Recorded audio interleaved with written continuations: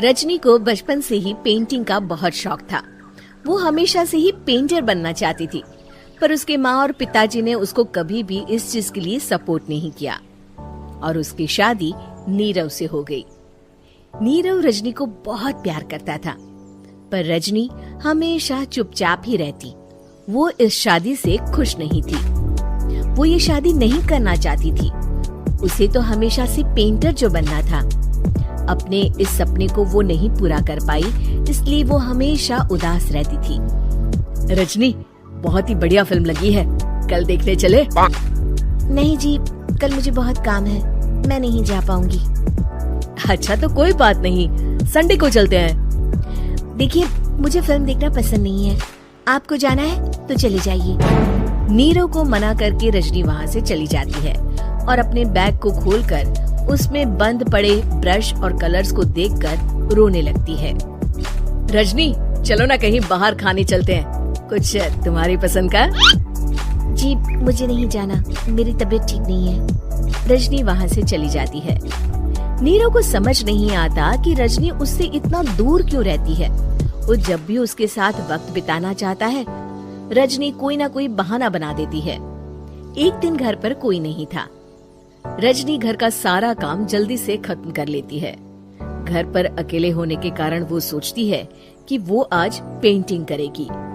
वो अपने कमरे में जाकर पेंट ब्रशेस और कलर्स निकालकर जैसे ही कलर मिक्स कर रही होती है कि दरवाजे पर बेल बज जाती है। अब कौन आ गया इस वक्त? इतनी मुश्किल से तो मुझे पेंट करने का मौका मिला है।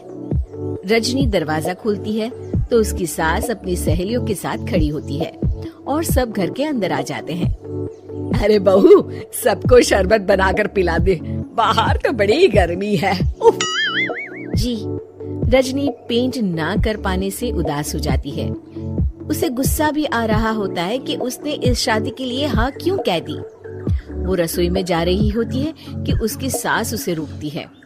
बहू, सबके खाने का भी इंतजाम कर लेना, आज का लंच तो ये सब यही करेगी। हाँ। रजनी बिना कुछ कहे रसोई में चली जाती है। सबके लिए खाना बनाती है। सब खाना खाते हैं और रजनी घड़ी देखती है कि ये सब कब जाएंगे ताकि वो अपनी पेंटिंग कर सके। जब शाम होती है तब सब चले जाते हैं अपने घर। अरे बहू, सब तेरे खाने की तो बहुत तारीफ कर रहे थे, सबको बहुत अच्छा लगा खाना। आपको मुझे सुबह बताना चाहिए था ना कि आपकी सहेलियाँ आ रही हैं। पता भी है कितना वक्त लगा सारा खाना बनाने में। अरे बहू, तू ऐसे कैसे बात कर रही है मुझसे? तो और कैसे बात करूं? मैं इस घर की कोई नौकरानी नहीं हूँ कि इतना काम करूंगी।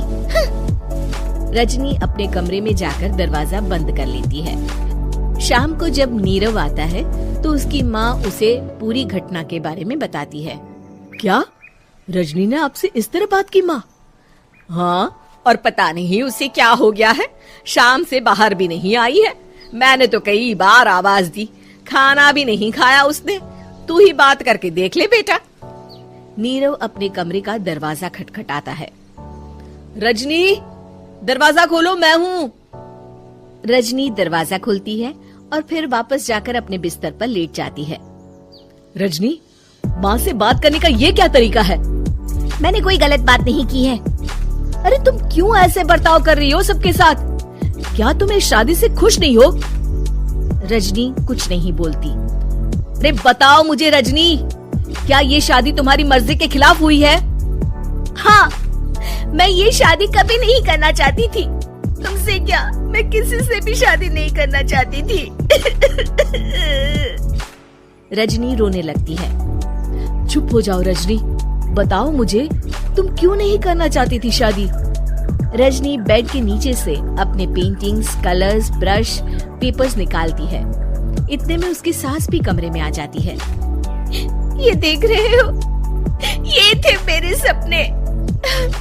मैं पेंटर बनना चाहती थी, पर माँ पापा ने कभी सपोर्ट नहीं किया और मेरी शादी करवा दी। मेरे सारे सपने टूट गए। हर वक्त बस गुस्सा आता रहता है मुझे। मैं जानती हूँ कि आप लोगों की इसमें कोई गलती नहीं है, पर मैं क्या करूँ, मुझे समझ में नहीं आता।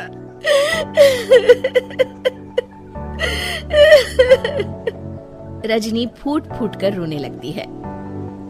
मुझे माफ कर दीजिए, आप दोनों के साथ मैं बहुत बुरा बर्ताव कर रही हूँ। अरे रजनी बेटा, चुप हो जाओ तुम। नीरव पानी लेकर आता है। ये लो पानी पियो और शांत हो जाओ। रजनी पानी पीती है और उसकी सास पेंटिंग्स देख रही होती है। अरे नीरव, हमें तो पता ही नहीं था कि हमारी बहू कलाकार है। अरे कितनी अच्छी पेंटिंग्स बनाई है, देखो तो। ये वाली तो मैं अपने कमरे में ले जाऊंगी। आपको ये पेंटिंग्स अच्छी लगी? अच्छी नहीं, बहुत अच्छी लगी। और तुमने हमें बताया क्यों नहीं? तुम जब चाहे पेंटिंग कर सकती हो रजनी। हम तुम्हारे सपनों को पूरा करने में तुम्हारा पूरा साथ देंगे। हाँ बेटा, हम कला की कद्र करते हैं। हम कलाकार तो नहीं, पर मुझे गर्व है कि मेरी बहू एक कलाकार है। रजनी, नीरव और सास तीनों हंस पड़ते हैं।